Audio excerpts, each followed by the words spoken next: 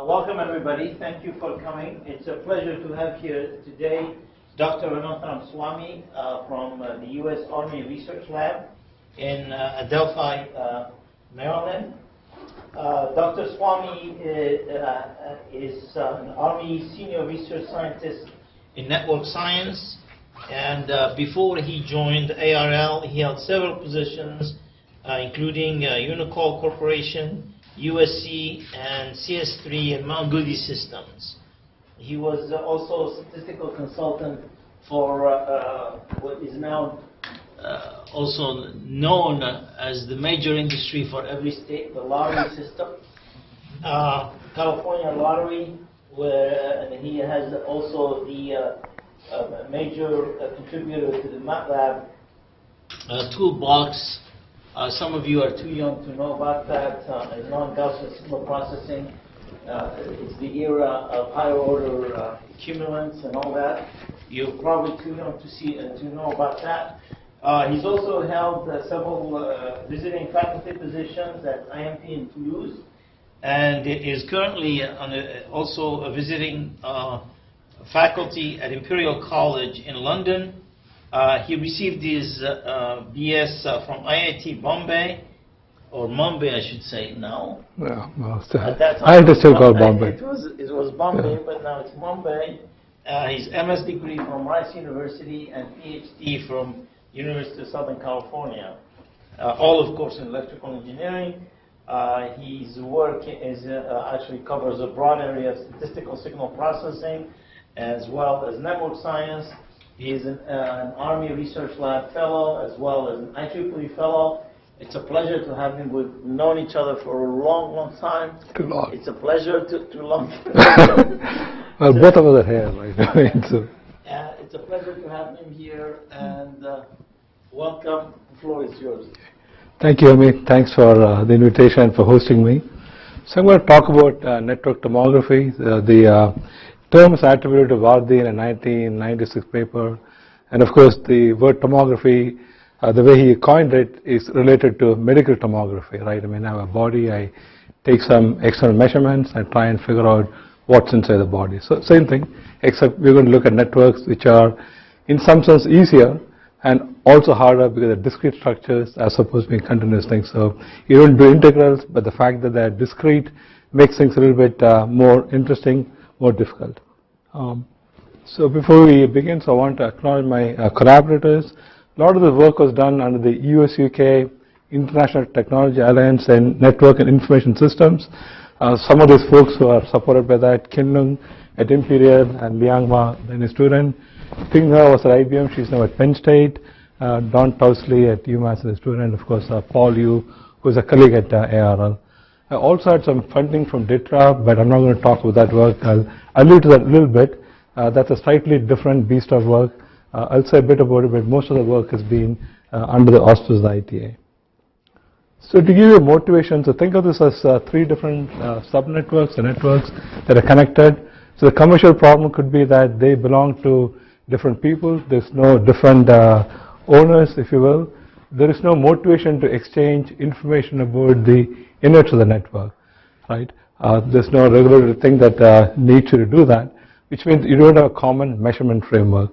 Or it could be that in a collision network, this is the US network, this is the UK network, this is the Afghan network, and somehow you need to figure out things about the network in order to do network management. So typically network management means I need to do routing, I need to do resource allocation, maybe I need to do distributed analytics. So at the end of the day, I need to figure out what's where, and I need to send things over that network. So things that could happen are links fail, right? I mean, a router gets, what should I say, it reboots, it goes down for a while. Nodes fail, links fail. You get congestion because of too much traffic, or maybe jamming, and packets get dropped. Right? So in all of this, you need to figure out how to reconfigure the network. So you need to understand network state. So the challenges are multifold. One is scalability. Thank you. So one is scalability. So scalability has to do with the number of nodes in the network, the number of links in the network, right? Number of variables I'm trying to figure out. Complexity and cost are important. At the end of the day, you need to have algorithms that scale well. So again, it goes back to scalability. Cost in terms of, so I'm going to do measurements. So how few measurements do I need? How few roll changes do I need? And that's an indication out there. I care about accuracy and overhead. Overhead again could be in terms of additional number of packets I need to send to infer the network state. It could also be in terms of cost, computation cost, and so on. And the key issue is that you have partners, the subnetworks or other networks, which cooperate with you at various levels. For example, the Afghan network might allow you to send packets through it. It may not allow you to actually directly infer the status of the network. Right? So those are some of the challenges. So the DITRA challenge I pointed to is the following. So let's say a big explosion occurs out here. Major part of this network is taken out. So in this case, you no longer even have a connected network. All you can do is here the sub pieces, and then the challenge there is to, from these little pieces, to figure out what is remaining, right? So you need to do topology inference as the service discovery. I'm not going to talk much about that today. So I mean, really the tools you need for this are graph theory. We talk about graphical representation. You need to understand some of the attributes of graph in order to understand these problems. So I'm going to make two assumptions. Both can be relaxed, but not in this thing. Not in the talk I'm going to give today. So firstly, the fact that the topology is known. So I know the underlying graph. I'm only trying to figure out attributes or links nodes on that graph. There's some other work on topology inference. Some from Bob Novak's group. They've had a bunch of papers since 2010 using what they call breadth first search techniques. There's work from Anima Ananthkumar's group where she explores notions of sparsity. Most real-world graphs are sparse. If I know something about the sparse structure of the graph, I can use that for topology inference. And as I said, I've done some work at Tom Luperta's group at Penn State, where we're trying to do topology inference.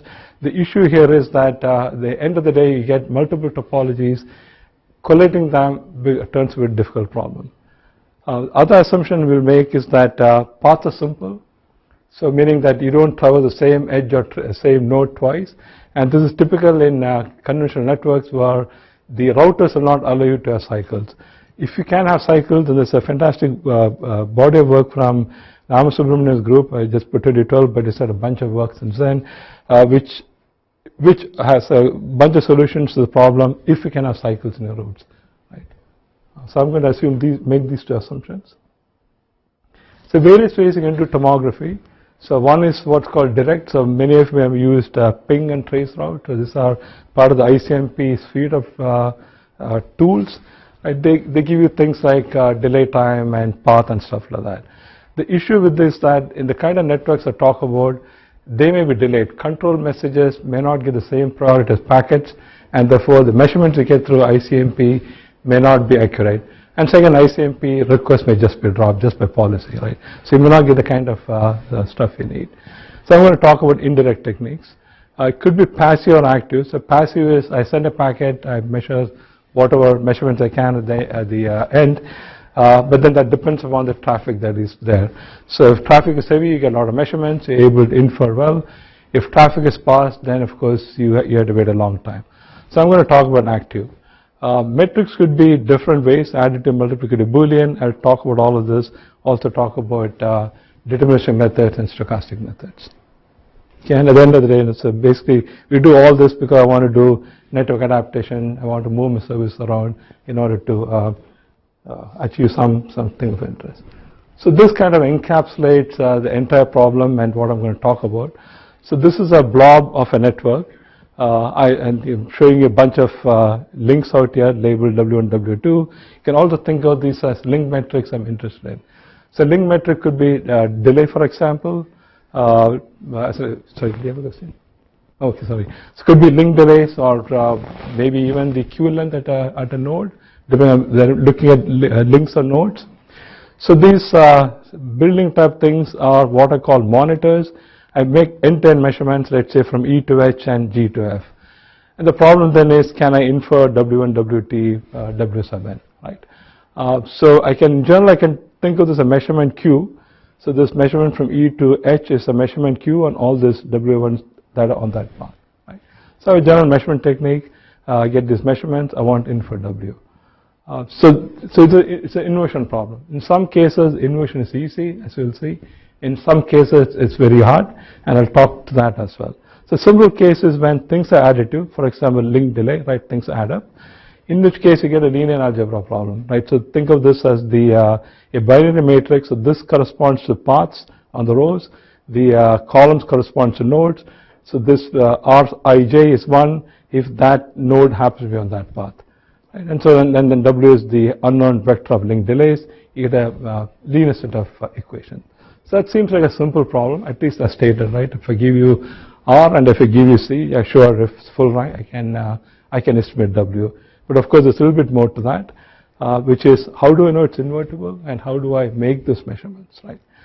The more interesting case is when you have Boolean things. For example, again, the same matrix of what link is on what path, but now this is a Boolean product. So if the node is up, then I get measurements. If the node is down, then I don't get an end-to-end packet delivered, and then that becomes a much more difficult problem, and I'll talk to that as well.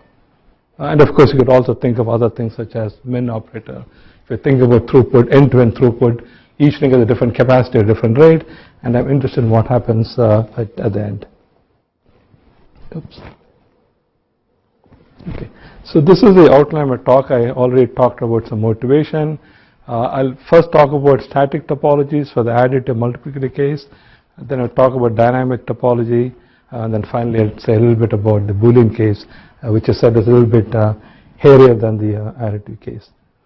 So examples of additive link metrics are, as you said, delay, right? I mean, delay across links transfers to sum of delay at across the path. It could be instantaneous, could be average, it could be jitter, which is the variance of the delay, or you may want to care about the traffic density, number of lost packets. All of this are additive. You could also think of multiplicative ones like packet loss rate, in which case, of course, we do the usual thing, we take logarithms and then we have an additive problem. Right? So the additive multiplicative case are in some sense the same problem. So let me give you a simple illustrative example to motivate it.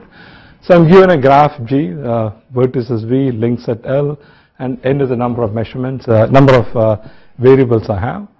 And at least the additive case, this is what I want to do, right? I want to set up this matrix of equations RW equal to C.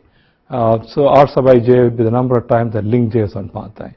So I have these things, I'm labeling monitors M1, M2, M3. So these are, in some sense, special nodes.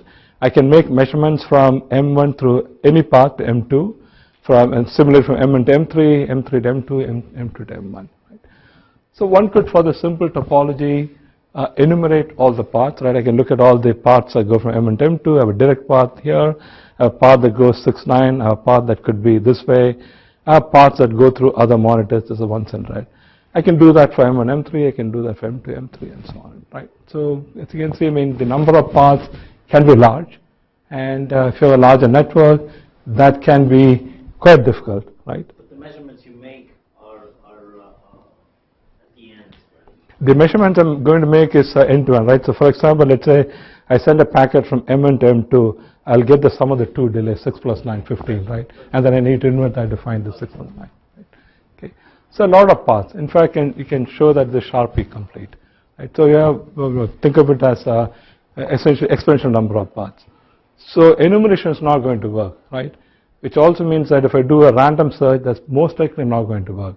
So how do I choose enough number of paths? So, right, I mean, really all I need is n paths for this simple problem, but I need them to be in some sense linearly independent, in the sense that this matrix R should have full column rank. Okay, so, excuse me. Okay, so, right, so this should have the full column rank, but then how do I know that, how to set this up, right? How many such monitor paths do I need? How do I set them up? And then the other question, of course, is do I have sufficient monitors? So in this particular example, if I take out M2, it turns out that I do not have sufficient number of monitors, that I will not be able to estimate all the link delays, right? I mean, no matter how many of these measurement paths we take. So why do we care about this? So we care about this, first of all, because monitors may need to do extra work. I want to minimize the cost of that. And the assumption also is that these monitors talk to some central node which then processes the measurement. So I want to minimize also the number of paths that go from these special monitors to central processing node. So I care about that overhead, I care about that cost. So I want to minimize the number of monitors. And of course I need to figure out where to place them, even if I knew how few I need, right? So like again, let's look at a couple of toy examples to figure out some things, right? So I have a star graph, n links. So in the n links, n plus 1 nodes. So in this case, it's clear we need n monitors. Why? Because let's look at this triplet ABCO. So I can make measurements AOB, BOC, AOC, right? And from that I can figure out what the links AO, OB, and OC are. And clearly for star graph, then I can do that for the rest of the nodes, right? So in this simple example, I need lots of monitors. Stars, however, fortunately are not so common. I could think of a line graph, again a bad problem because everything needs to be monitored, right? If this is not a monitor, there's no way I could find out what that link metric is, even for the additive problem. So you could look at a little bit more complicated example, which really just an expansion of these two, right? Again, you can figure out that for this part of the network, if these three leaves are monitors and these two leaves are monitors, then I'm done, right? So of course, this is all examples where I can look at the problem, I can tell you what the monitor should be. So clearly we need a more systematic way of doing this. So another example where you need lots of monitors, a binary tree where you need n by 2. Right? Yeah. Okay. So let's look at this one. That's the example we saw before, right? We just looked at this example earlier.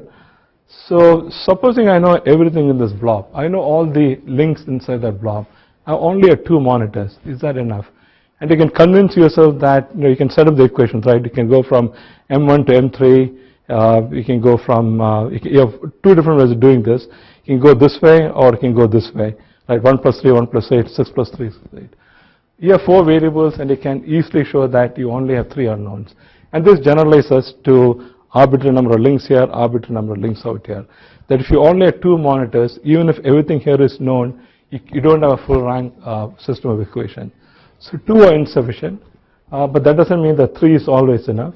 So the question again is, as I said now, how many monitors do you need, where should I place them, and how does topology tell me how to do this easily? So some of the ways we came up with was this notion of an extended graph. So suppose I'm given a bunch of monitors. The first question I could ask is, given this placement of monitors, is the system identifiable? Okay, so for this, the construction we have is, we add 2 virtual monitors, which are these primes, M1 prime and M2 prime, and we connect them to these given monitors. So you have 2 kappa times 2 kappa extra links to the topology you already have.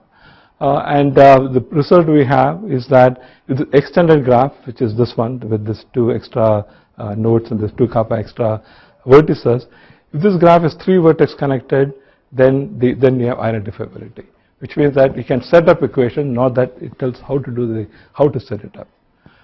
Fortunately, this is nice because checking for 3 vertex connectivity is linear in the number of unknowns, which is the number of links. And this goes back to very early work by Hofkrad and Tarayan on figuring out 2 connectivity and 3 connectivity. So at least given a placement, we can easily figure out whether or not the system is identifiable, whether or not it suffices. Okay. So then we can think of some simple rules, and all the simple rules go back to the toy examples I had. So examples are leaves must be monitors, right? For example, this leaf node out here, if this is not a monitor, then there's no way I can find out what this link metric HS is, right? Similarly, degree 2 nodes must be monitors. For example, so let's look at this one, this V, this is a degree 2 node. If this is not a monitor, then all I can tell you is the sum of these 2 link metrics, right? RV and RV plus VT. I cannot tell them individually. Similarly, subgraphs at 2 cut vertices must have at least 1 internal monitor, and that's an example given out here. And similarly, if you have subgraph 1 cut vertex example out here is G3 out here, so this is the cut vertex K, right? This disconnect. If I cut off K, then it disconnects the graph completely. Why should I have 2 monitors? Again, goes back to star example we had. So these in some sense are simple heuristics that we have from just looking at toy examples, but turns out that this yields a minimum monitor placement, and we can show that the proofs are rather complicated, but all of it just goes back to these notions of cut vertices, biconnectivity, and triconnectivity. So this yields a minimum monitor placement. So then the next question is, how do I figure out what measurement path, right? Again, even if I know where the monitors are to be located, the number of measurement paths I have is extremely large, right? Again, as you said earlier, it's Sharpie complete. So the notion we have is to do an extra extended graph. So we have this GX. So we add one more root node, which we call R, connected to the two virtual monitors which you described earlier, and each of these monitors out here. So this original graph GX was 3 vertex connected. Then adding this node R with all 2 kappa plus 2 edges, we'll still leave it 3 vertex connected, right? So it does not change the problem set. So the nice thing about 3 vertex connectivity, which we know from Menger's theorem as well from Hopcroft, is that we can find pairwise vertex independent paths from X to Y. In this case, we can find 3 because of 3 vertex connectivity. So what does that mean? So let's suppose I have a node V. I can find 3 different paths to R. And since the only way to go to R is through these real monitors M1, M2, I must have a case like this where V goes to R through, let's say, M2, M3, M sub kappa, right?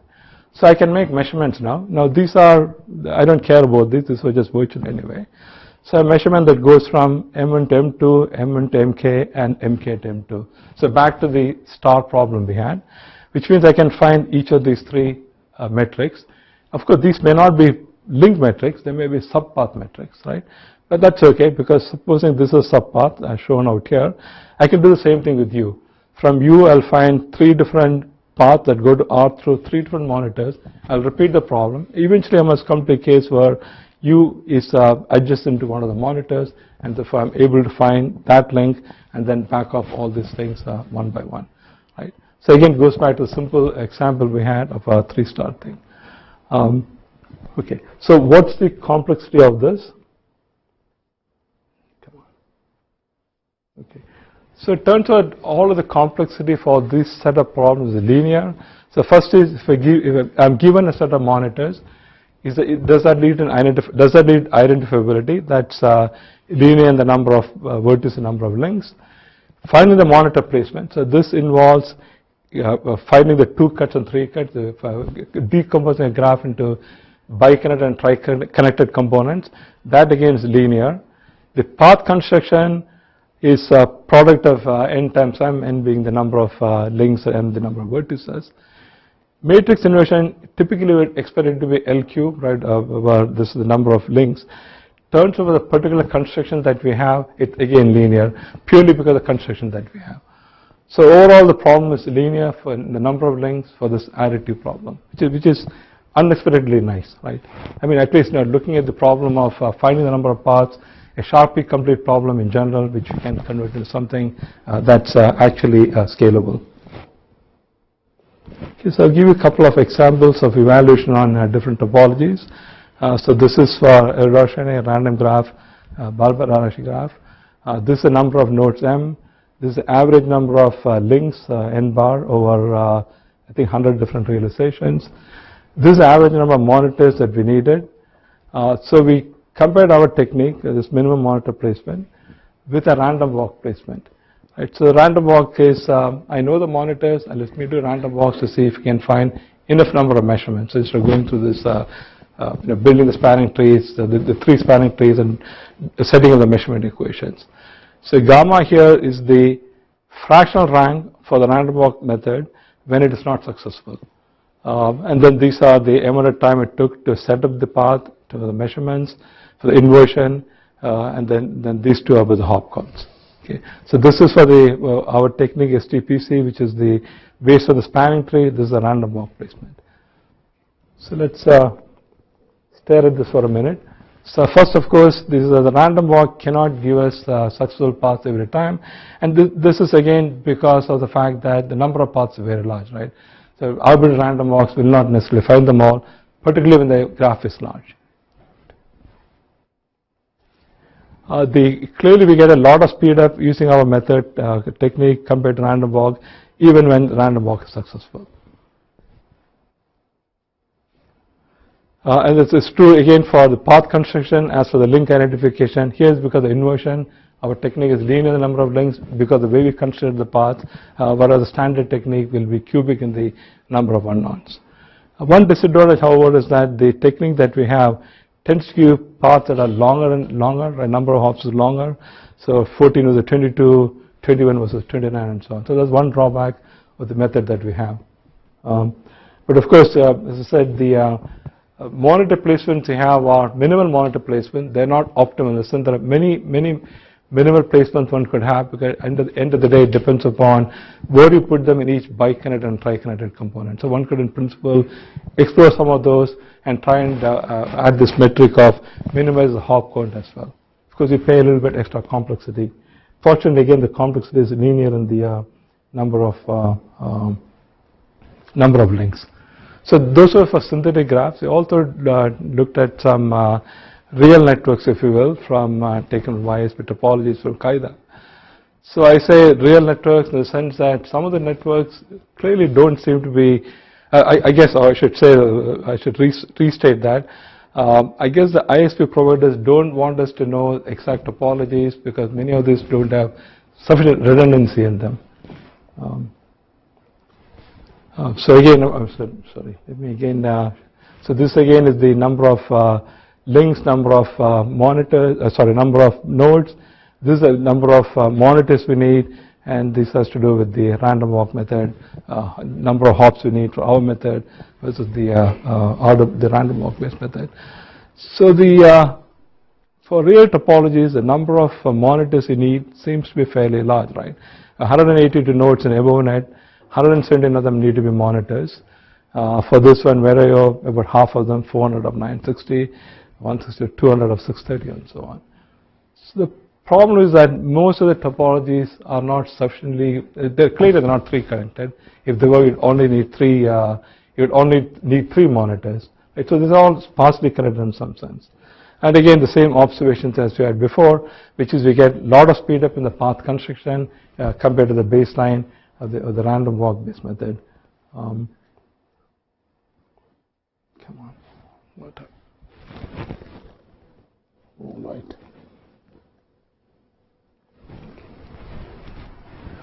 And similar conclusions for the time to invert. Again, we do better because of special structure. We have the measurement matrix. For the hop count, not as bad as we saw on the other ones, right? 4 and 7, 7 and 9, so a couple of hops more, and not as bad as we saw in the ER and RG, the synthetic graphs.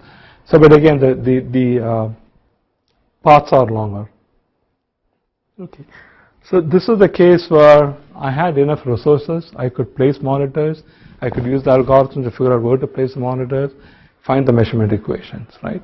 But then there may be cases where the network is not fully identifiable, and they could be for two reasons, right? One is that I don't have this necessary and sufficient condition, which is the monitor locations do not give me an extended graph that is 3 vertex connected, right? So then a question that you can ask is, which links are identifiable given that monitor placement?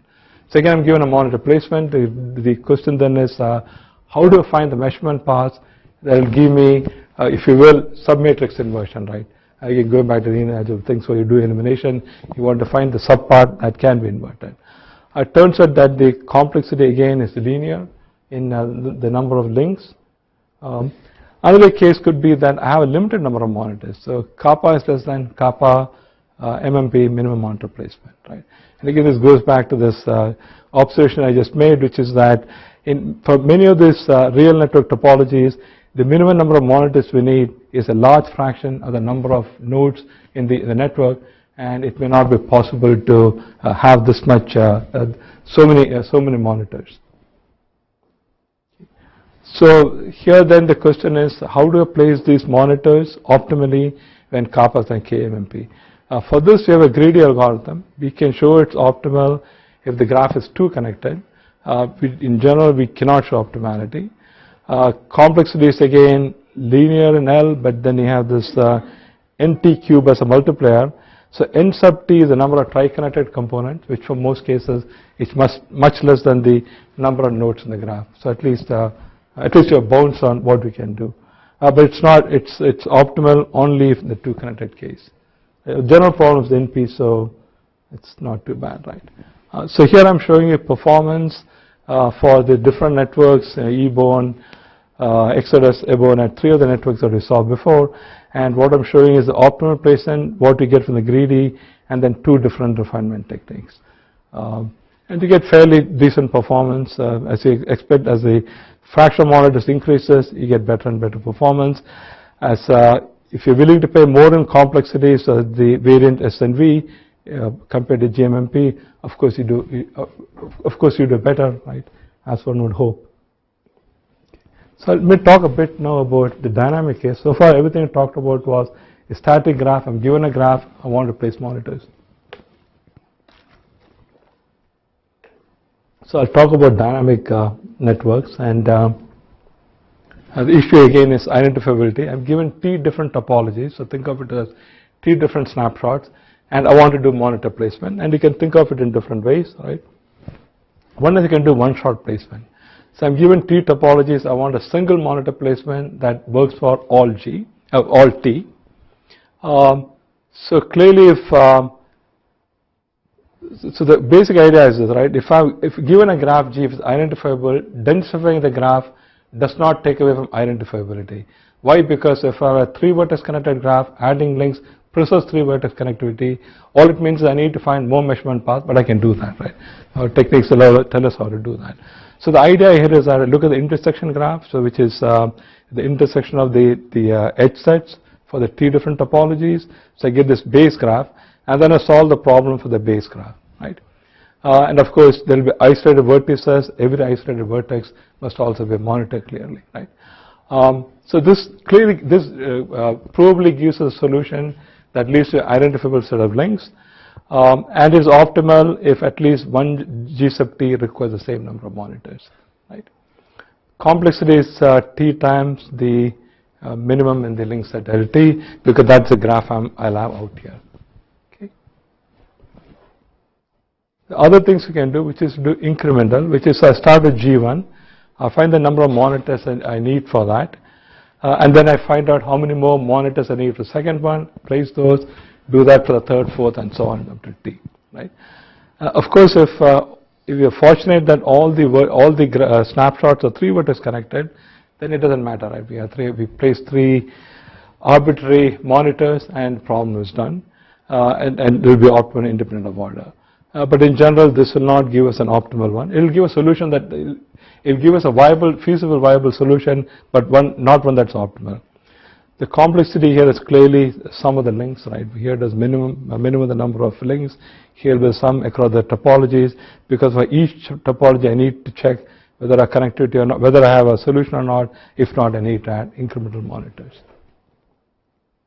So of course, what you would like to do is to do this jointly, right? I'm given these T topologies. I know the graph, so why can't I do a minimal set that's optimal across the T set? It turns out that this is NP hard. We can reduce the hitting set problem. So then, of course, all we can do is heuristics. We come up with a greedy heuristic for this. We have an approximation ratio. Approximation is not that good. I mean, F here is the constraint set. So constraints of the form such as every leaf must be a monitor. Every node in degree 2 must be a monitor, and then other things you add about the tricline and bicode components, number of monitors we need in each of those. So we can set up this constraint set F, because I know the T topologies, and and then we can find approximation ratio. So in general, this is rather loose, right? I mean, log F could be coordinate set could be large.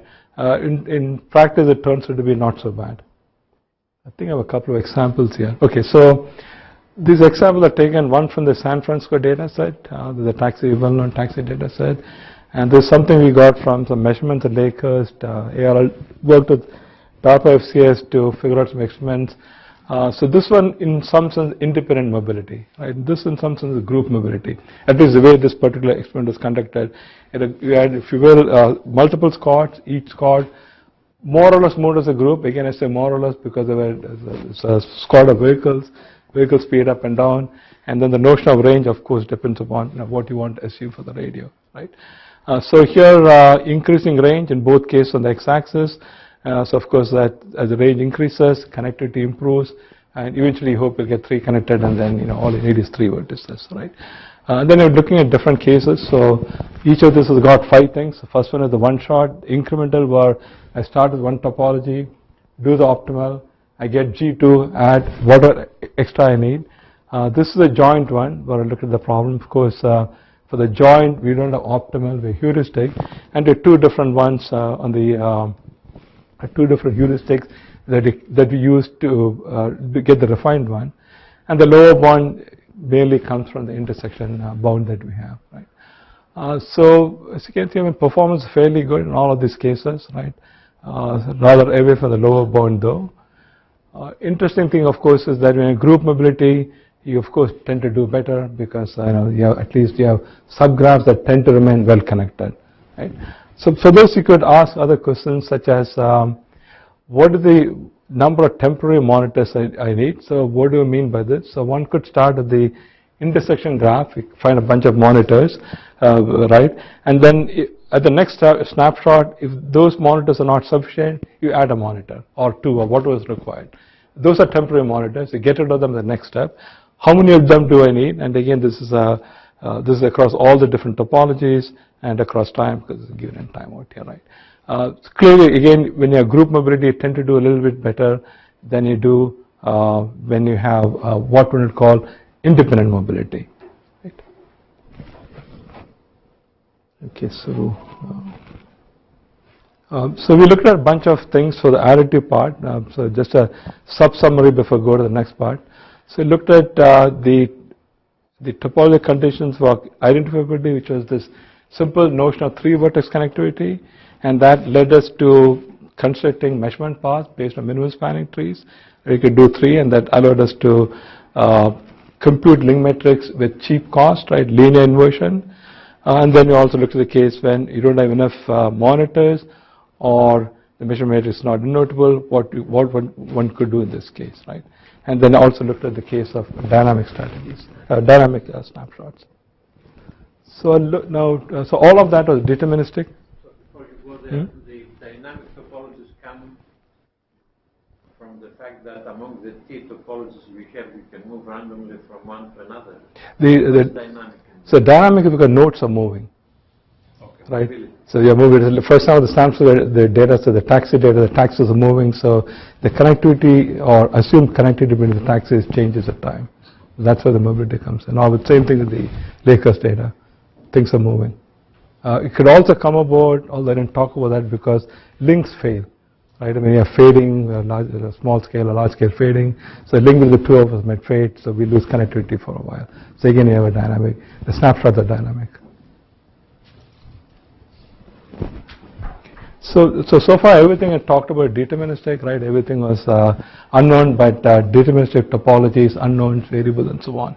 So what can you do if things are statistical, right? So of course you'll set it up in a either in a likelihood framework.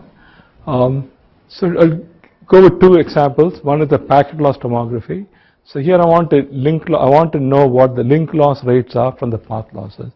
So in a fraction of nodes, a fraction of packets get dropped from here to here, another fraction from here to here, another fraction from here to here. And of course these loss rates will multiply, right? At least under the assumption of independence. So I want to find out what this per link path loss is.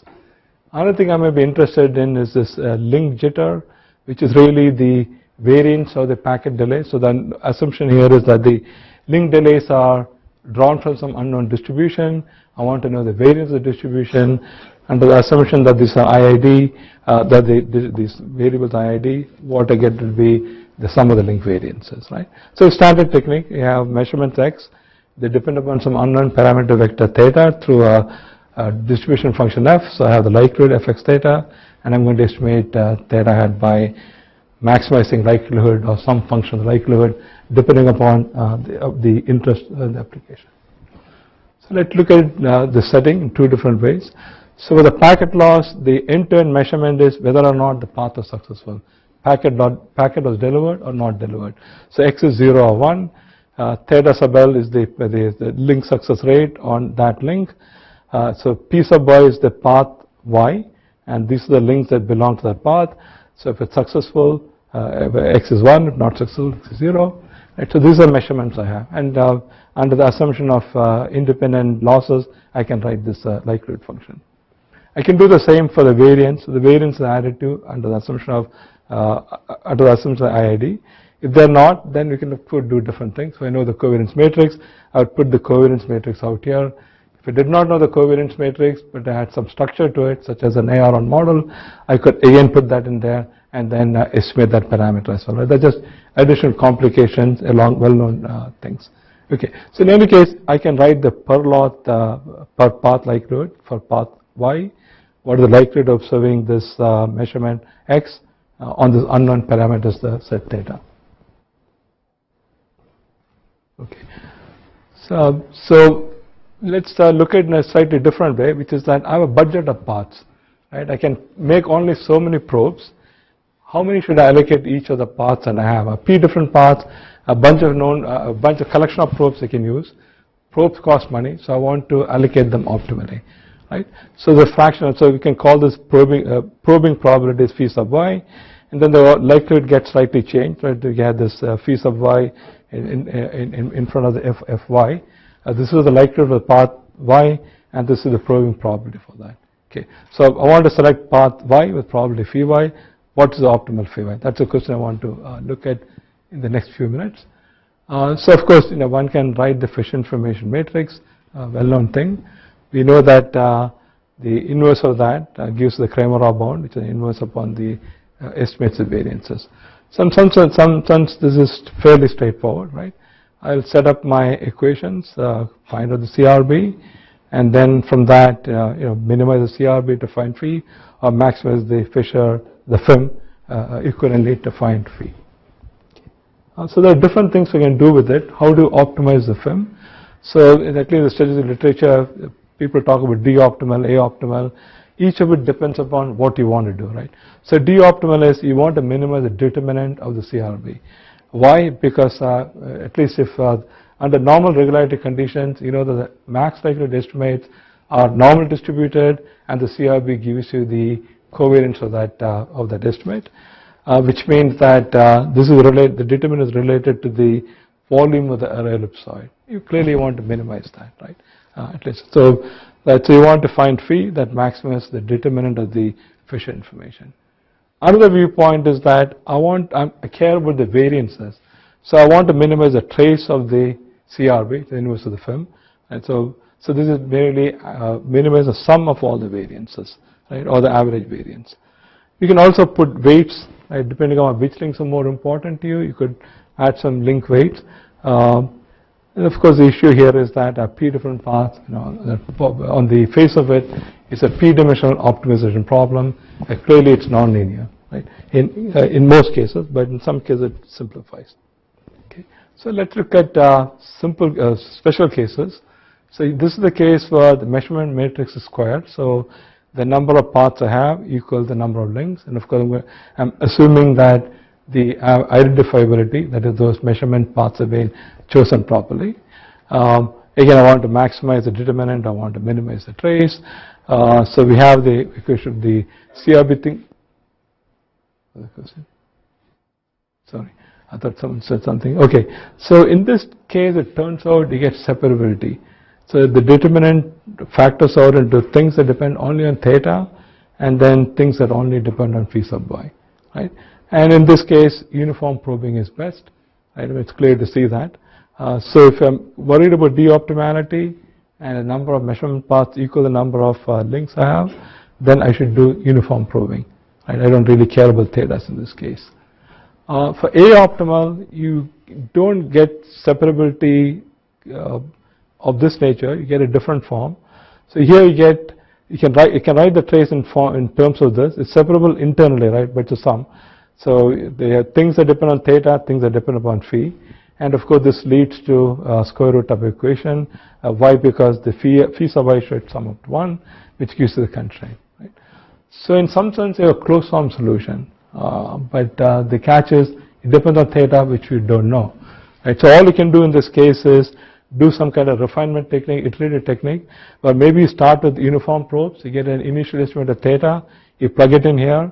and then you find what the new phi sub v should be, and then you the next batch of probes will be based upon this phi sub y, and then you could keep iterating till you improve your estimate, right?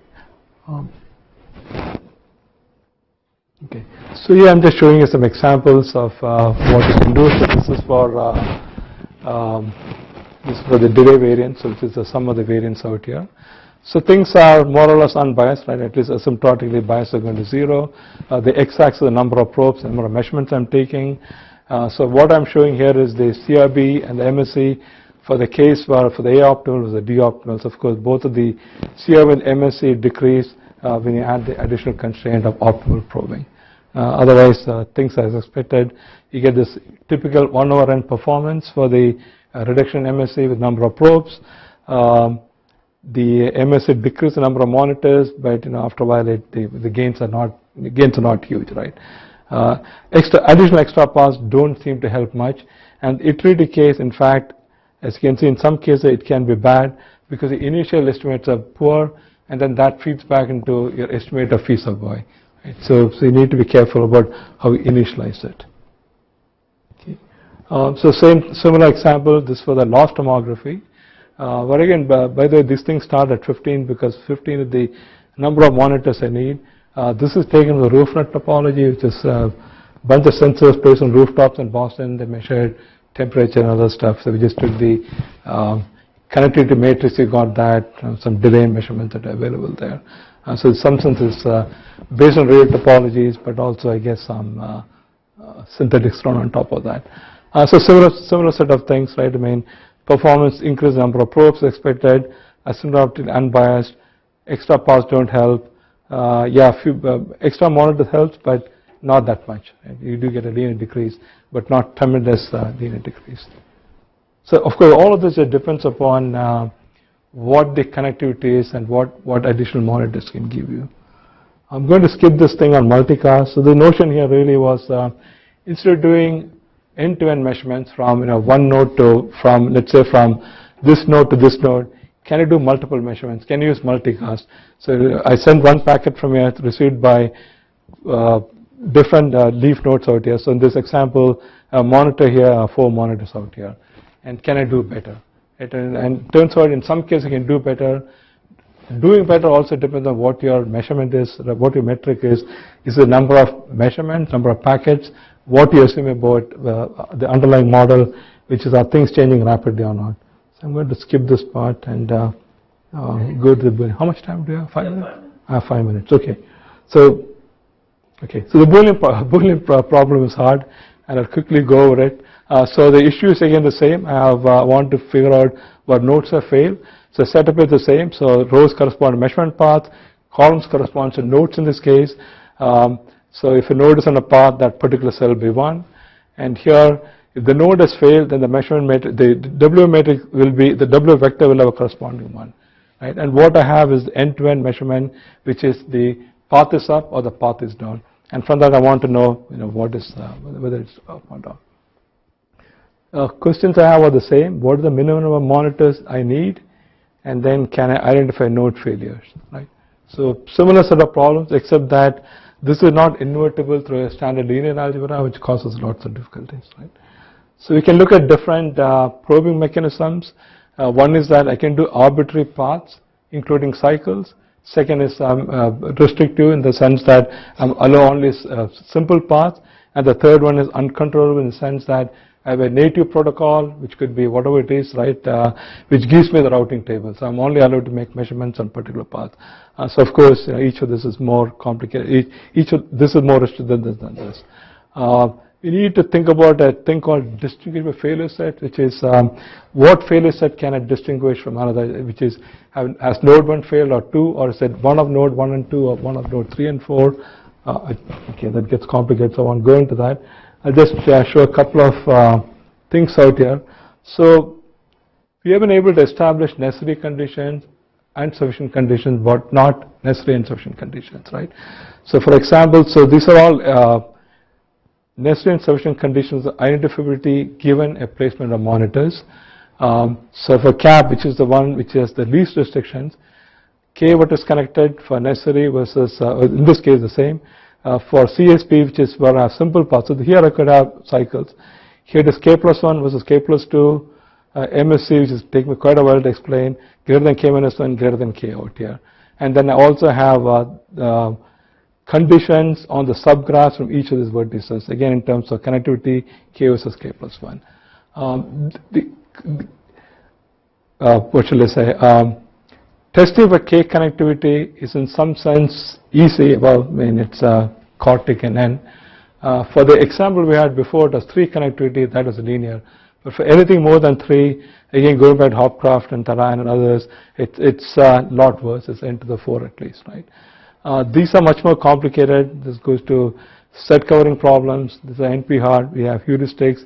We can show some things on how much time we need. We have approximations, but they're more complicated.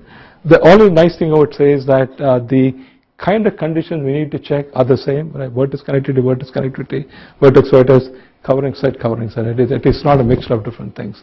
And in some sense, they are adjacent, if you will, right?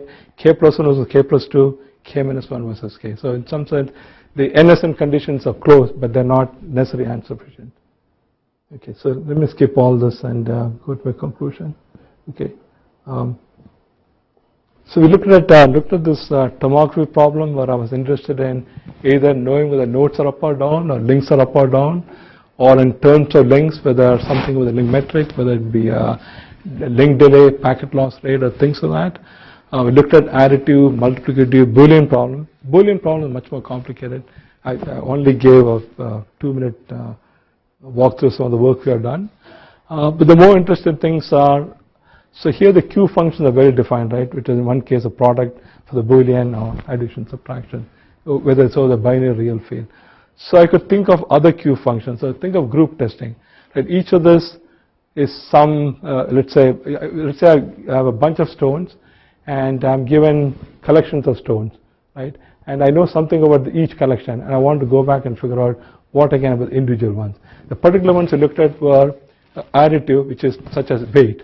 Right? But you could think of more complicated ones for group testing. So question here would be, given a Q, what can I say about identifiability? Perhaps again given this topology constraints of connectivity and things like that, or other constraints, right? We didn't really talk about robust design, which is I do a minimum monitor placement and one of my monitors gets knocked out. So then what's the optimal way to place one extra monitor right in the beginning, which will work well for any one of those kappa plus 1 being taken out. Our approach is centralized in the sense that each of the monitors talks to a central node in order to do this, in order to compute the proving probabilities or to do the matrix inversion. So we're looking at decentralized approaches. The other interesting thing is, how do you do the joint level? I don't know the topology and I don't know anything about the edges of nodes. I want to do a joint problem. And so how do I probe the network to find what's the network and then probe the network to find out what I can about the edges and links. Okay, so with that I'll stop.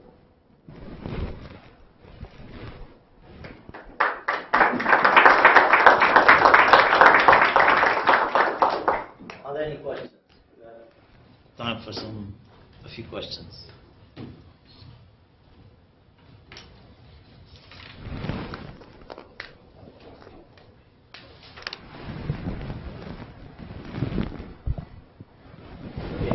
I have actually a couple of questions.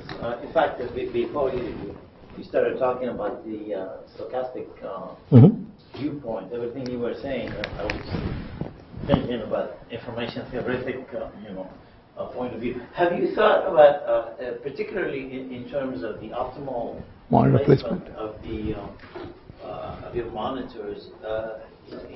Have you thought about maybe optimizing like some information measure? They call it like a Jensen Rainey divergence or something like that, in terms of your placement and your optimal. Right. Yeah. So we have thought about it, done nothing with it. So Al Leroy has done some work on, not in this context, but he's done work on sensor placement or sensor selection. Or a whole bunch of sensors in the field, which one should I pick up? That depends on what I know about the underlying correlation structure, and they can use those things as mutual information, whether it's RNA or not, right? I mean, different variants of it. We have not done anything with it. Yeah. Okay. The other question I had it was in terms, have you been able to relate this notion of identifiability with actually something more physical in terms of the topology, you know, related to basically how diffuse basically your network is, and maybe related to the Cheeger, you know, constant of the network or something like that. So we have not looked at Cheever constant, but at least for the synthetics we have, we looked at scale-free networks, all the standard synthetic networks. Try to look at the monitor to and say, are these at hubs, are these at maybe at nodes where the local clustering coefficient is large, and we have not found anything that correlates to at least the network properties we have found so far. But intuitively, though, it should it should have something to do with identifiability. It should, but we haven't found the network property that correlates directly with it. All right. I don't know about the Cheeger though. What do you have in Cheeger? I mean, that typically with random walks, and you talk about Cheeger coefficient and stuff like that, right? I'm sorry. So you said something about Cheeger coefficient, Cheeger inequality. Yeah, Cheeger inequality. Basically, how close are you to? Right, in terms of random walks and stuff like that. No, we have not looked at that one. Yeah, it's interesting. Yeah. All right. If there are no questions, let's thank our speaker again.